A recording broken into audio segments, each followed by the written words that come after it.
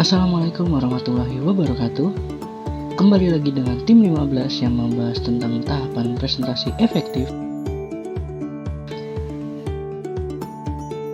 Di tahapan ini ada 3. Yang pertama perencanaan, yang kedua persiapan, dan yang ketiga presentasi. Pada kali ini kita akan membahas tahap persiapan. Sebelumnya saya bacakan tujuan pembelajaran. Setelah menonton video ini, diharapkan mahasiswa dapat melakukan tahapan persiapan membuat media presentasi yang efektif. Setelah membahas tahap perencanaan, sekarang membahas tentang persiapan untuk presentasi yang efektif. Dalam tahap persiapan berisi yang pertama desain, mendesain audio dan visual yang akan digunakan. Yang kedua ada produksi, memproduksi materi audio visual yang dibutuhkan.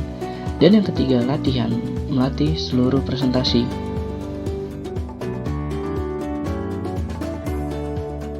Desain. Desain yang baik adalah kunci utama dari membuat presentasi yang efektif.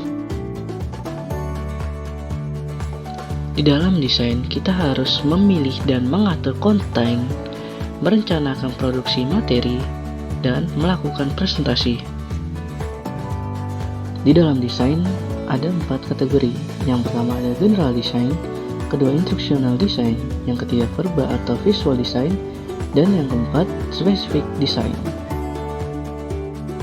Di general design ada structural appeal, yaitu yang pertama, atur informasi secara logis. Kedua, tekankan poin penting dengan verbal atau visual. Yang ketiga, gunakan gambaran umum sebelum poin utama. Selanjutnya ada personal appeal, menyatakan tujuan di awal presentasi, menggunakan contoh yang familiar dan audiens, gunakan sudut pandang sebagai audiens, pertimbangkan kapasitas perseptual orang dalam audiens. Instructional design. Di dalamnya ada attention, yaitu konten yang mudah dipahami dan bermakna memegang perhatian audiens. Lalu materi yang terlalu ringkas atau terlalu banyak tidak dapat menahan perhatian audiens. Selanjutnya ada perception, yaitu persepsi itu relatif, pertimbangkan apa yang harus didengar atau dilihat secara bersamaan atau berurutan. Selanjutnya ada gunakan format dan isyarat yang tepat untuk memantau audiens mengetahui apa yang diharapkan. Selanjutnya ada memori. Memori difasilitasi ketika materi bermakna bagi audiens. Pengulangan memfasilitasi memori. Memori tergantung pada konsekuensi yang dirasakan. Selanjutnya ada concept learning. Gunakan gambar realistis untuk menunjukkan seperti apa hal-hal yang sebenarnya terlihat. Menempatkan item kriteria dalam formulir daftar. Selanjutnya ada verbal atau visual design. Pertama kita akan membahas verbal. Penulisan skrip pada presentasi, lisan, video maupun untuk menemani sebuah slide didesain untuk didengarkan bukan untuk dibaca. Syarat verbal. Yang pertama, gunakan kata-kata yang ringkas dan mudah dimengerti. Yang kedua, memperjelas kata yang diberikan karena setiap orang memiliki arti yang berbeda dari suatu kata yang sama. Ketiga, hindari kata yang tak beraturan dan sulit untuk diucapkan. Keempat, gunakan gaya percakapan. Dan kelima, ketika mereka membantu mengklarifikasi pesan Anda, akhiri kalimat dengan preposisi, gunakan kontraksi, dan ulangi kata-kata. Visual. Kesederhanaan adalah kunci untuk membuat materi visual yang efektif.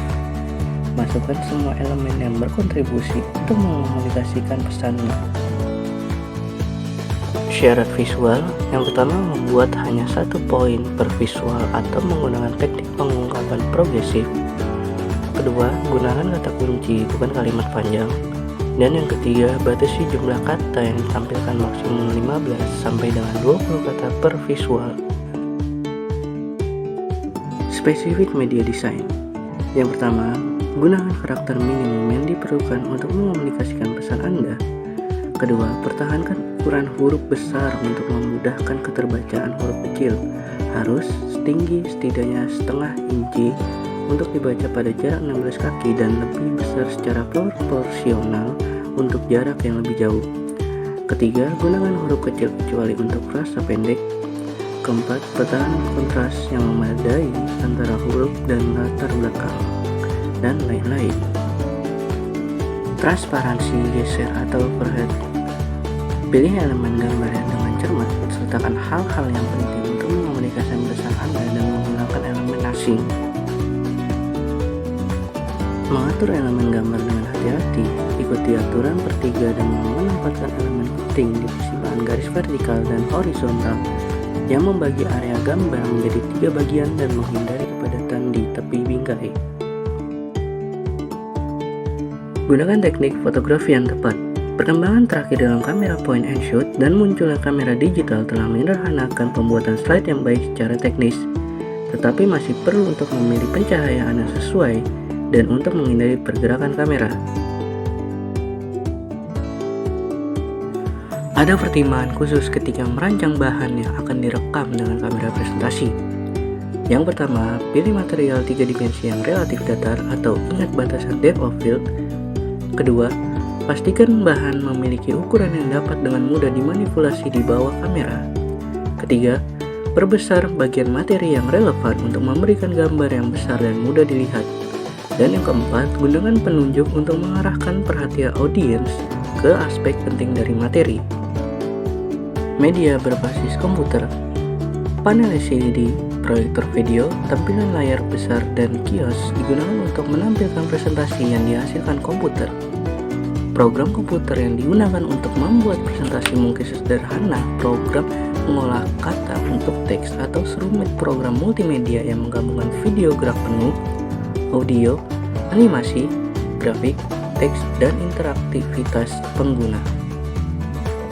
Yang harus diperhatikan dalam media berbasis komputer, yang pertama, panduan desain layar umum lokasi informasi di layar. Kedua, teks. Ketiga, grafis. Keempat, skema warna. Kelima, menu. Dan keenam, Windows. Produksi. Proses produksi sangat bervariasi tergantung pada media yang diproduksi, perangkat keras dan perangkat lunak yang tersedia, dan keterbatasan anggaran. Latihan memberikan kesempatan untuk mencoba dan memeriksa semua aspek presentasi. Untuk membuat latihan yang realistis, sertakan semua materi yang direncanakan untuk digunakan dan jika mungkin mintalah seseorang untuk melihat latihan dan membuat catatan tentang masalah yang mereka lihat atau dengar. Demikian video presentasi dari tim 15 mengenai tahap persiapan dan akan dilanjutkan pada video selanjutnya tentang presentasi. Kurang lebihnya mohon maaf. Wassalamualaikum warahmatullahi wabarakatuh.